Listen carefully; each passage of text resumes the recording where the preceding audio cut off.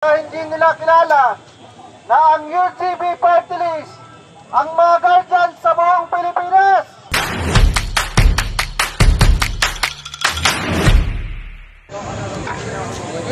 Hello, narinig ako. Pagpasensyahan nyo na, hindi tayo muna pinayagan na makapasok doon sa Comelec.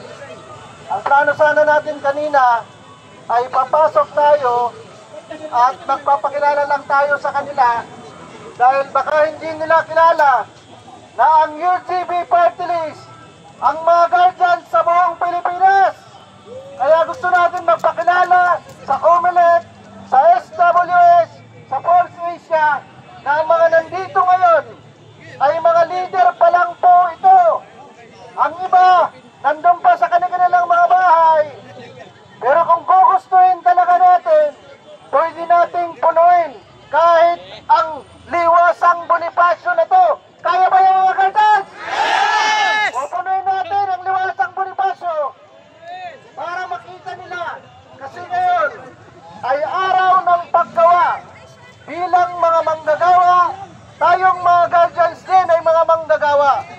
Ang kinakailangan natin sa ngayon, sa kasalukuyan, ay may siguro natin na ang paparating na halalan ay magsisilbi sa interes ng mga manggagawa, sa interes nating mga guardians, kasama ang ating mga pamilya, dahil ganun din ang panawagan natin para sa sahod, trabaho at mga karapatan nating mga manggagawang Pilipino.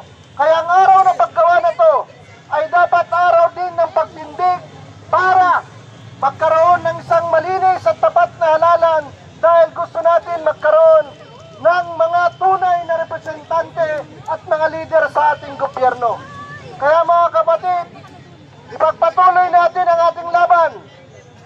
Ngayong halalan, ipasiguro natin na tayo ay mananalo.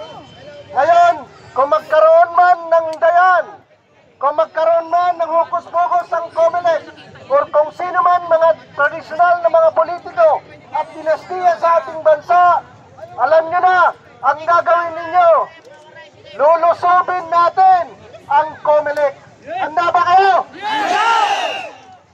Kaya ba ang dublihin ang pesa nito? Yes! Kasimula lang po ito. Kasi gusto lang natin ipakita na tayong mga guardians ay kaya din natin gawin. Kagaya ng ginagawa din nila. Kaya nating magpa-ipon ng pwersa para ipakilala at ipagbatig sa kanila na tayo ay ordinaryong mga mamayang, mga markadong guardians na may mga prinsipyo at paninindigan din. Labanan natin ang pandaraya na ito. Mabuhay ang guardians! Mabuhay tayo lahat. Maraming salamat po.